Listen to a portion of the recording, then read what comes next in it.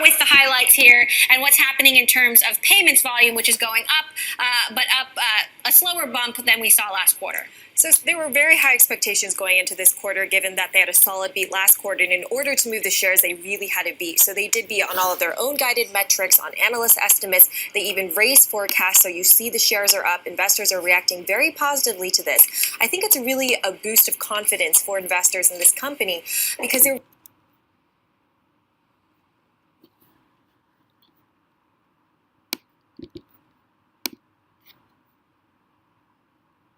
Start out with the highlights here and what's happening in terms of payments volume, which is going up, but up a slower bump than we saw last quarter. So there were very high expectations going into this quarter, given that they had a solid beat last quarter. And in order to move the shares, they really had to beat. So they did beat on all of their own guided metrics, on analyst estimates. They even raised forecasts. So you see the shares are up. Investors are reacting very positively to this. I think it's really a boost of confidence for investors in this company because they're really moving towards profitability. You saw the losses narrow. We're seeing higher adjusted EBITDA. So I think that was the biggest highlight. And their ancillary businesses are obviously becoming of increasing importance. Square Capital had an increase in loans. It doesn't look like they onboarded new investors, but it seems like they still have a lot of liquidity there. And as well as Caviar, they shared a few new data points that are positive, but still not full disclosure on that part of the business.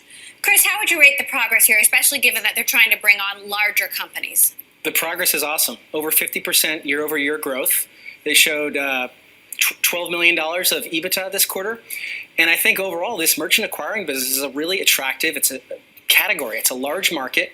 And companies in this market generate 40-50% EBITDA margins. So there's no reason that they can't get to something to that level over time. And if you look at the landscape of the players that have tried to be in this category, Amazon, Intuit, PayPal, they're all out, right? So now it's Square against these traditional older companies that in many respects are more like, dinosaur feet on the street sales organizations. So are you referring to PayPal and First Data? No, I'm talking about, I don't want to name the specific species of the dinosaur. But there are a lot of, the way that a small merchant today gets a terminal is they have an independent sales guy goes in there and sells them this big block and goes through an implementation process.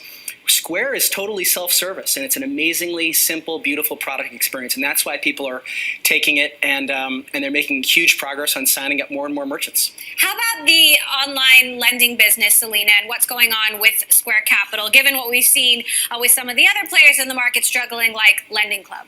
I do think that we need to separate what Square Capital is doing from what Lending Club does. So Square is offering these loans through its payments portal to businesses that qualify. So they're using machine learning and algorithms. They are seeing a lot of data from these merchants. They're seeing all of their payments data, their sales data. So they're only inviting people to apply for these loans if they know that they have the ability to pay it back. So we saw a 70% increase in loans that were given out, as well as they retained their low loss rate of just 4%. So this is very positive growth, and I think that investors who are very skeptical of this business are going to feel a lot more confidence. Chris? Yeah, $200 million of initiated merchant advances in this quarter. And they really do have a unique advantage versus other companies that play in this space specifically. So they would compete with someone like an OnDeck. OnDeck has to spend a lot of money to acquire these merchants to give loans to, or other small businesses. Square has an install base of almost 3 million merchants, and they see all their transaction data. So it really does give them an advantage in that category.